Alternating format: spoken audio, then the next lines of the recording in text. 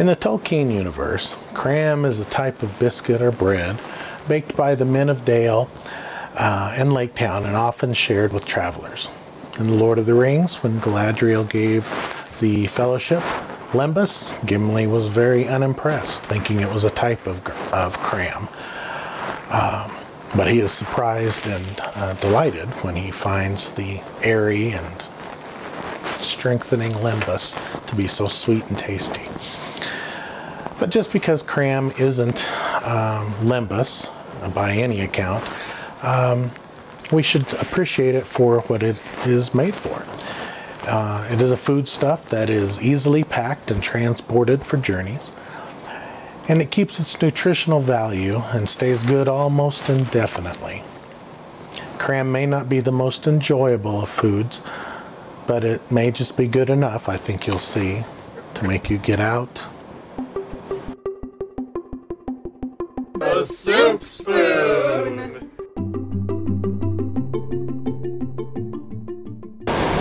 Even if you are into the fantasy world created by J.R.R. Tolkien, thinking about experiencing cram may not excite you.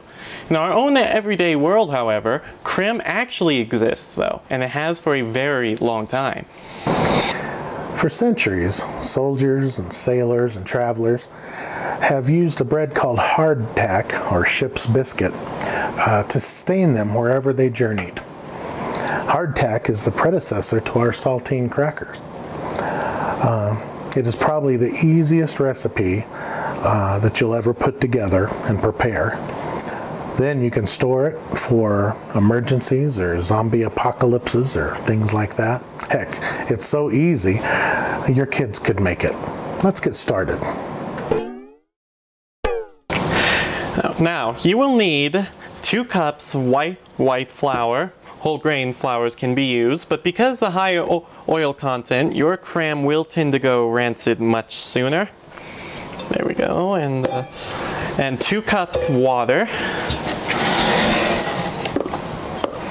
Just a sec. And 4 teaspoons kosher salt. Now mix together until you get a very loose dough or sludge. Now use clean hands, please. Now what we have here is 2 cups white flour mixed with 2 cups water and 4 teaspoons of salt. Now keep in mind that this recipe is very forgiving. You may use more or less flour or water, but as a general rule you use equal parts flour and water with salt. Then add the same amount of flour again. So now we will slowly mix in 2 or more cups of flour until we get a nice stiff dough.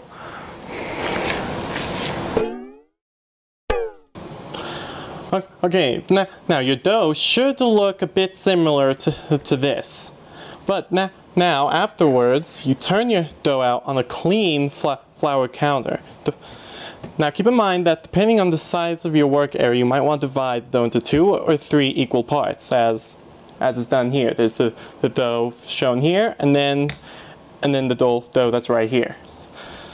So now you roll the dough out. Use the dough out using a rolling pin if you want, or just use your hands, like this.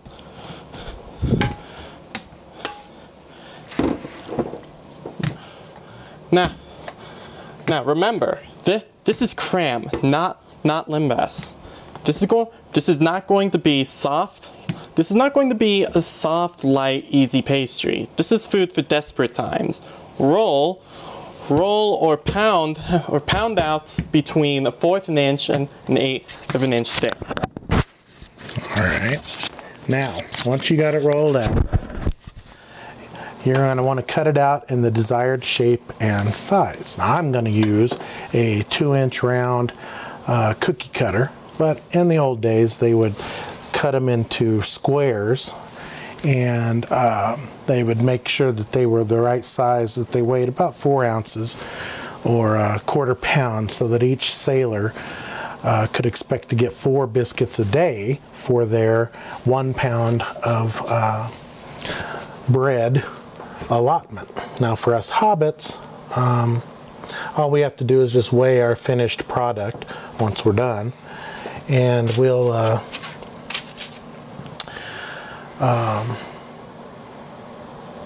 decide whatever our allotment is at that time.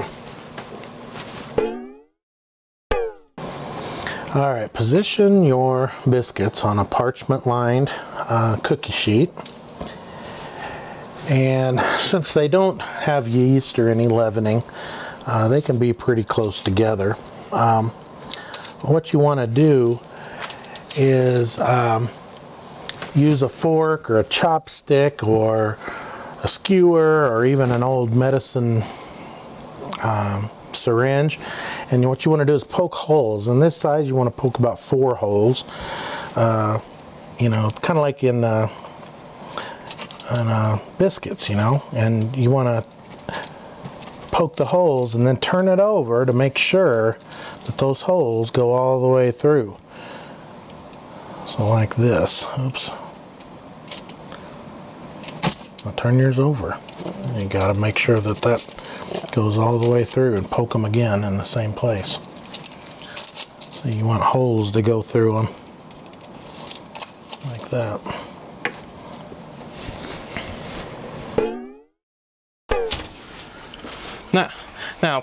Now place in your 250-degree oven for one hour. After that, take them out. Turn them over and bake for another hour or until they are hard but not burnt. You want to bake out the moisture, but burnt things aren't very tasty. Believe me, it can happen. I burnt the last batch when I failed to hear the timer go off, so.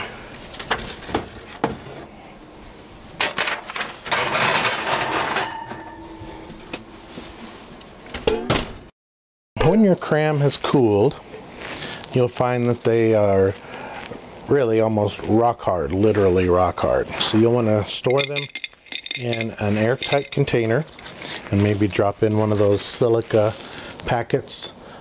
Be sure not to eat it, but drop that in there to absorb moisture, and they will last really indefinitely, almost indefinitely.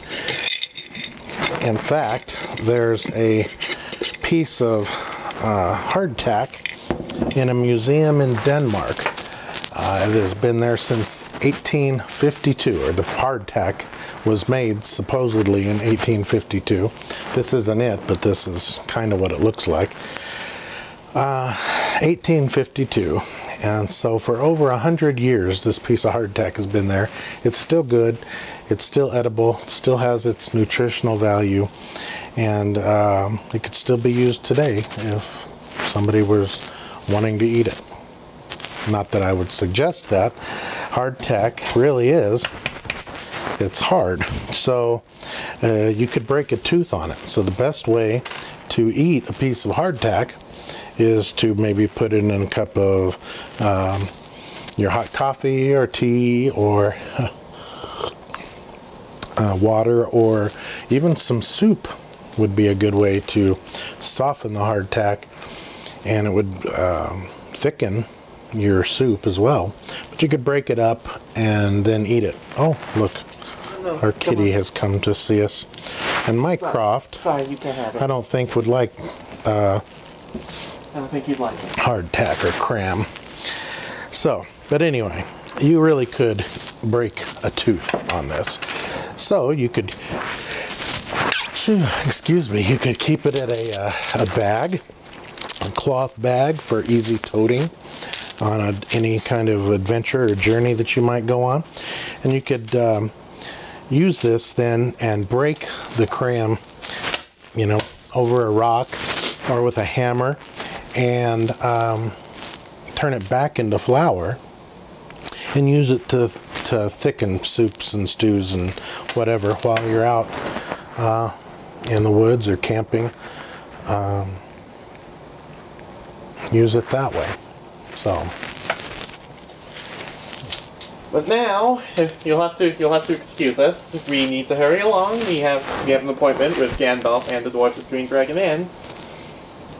okay, well, I know it's a reach, but really, cram can make you get out your The A soup spoon.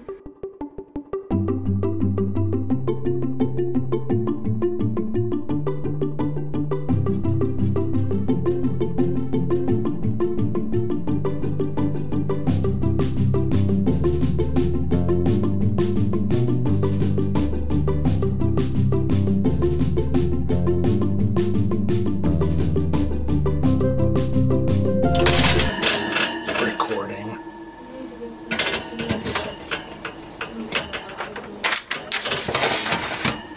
Alright, so now I guess what you're going to open the door, so that's what's going to be there. Alright, it's recording. So we're going to open the door, you're going to say your line, and then you're going to slide this in.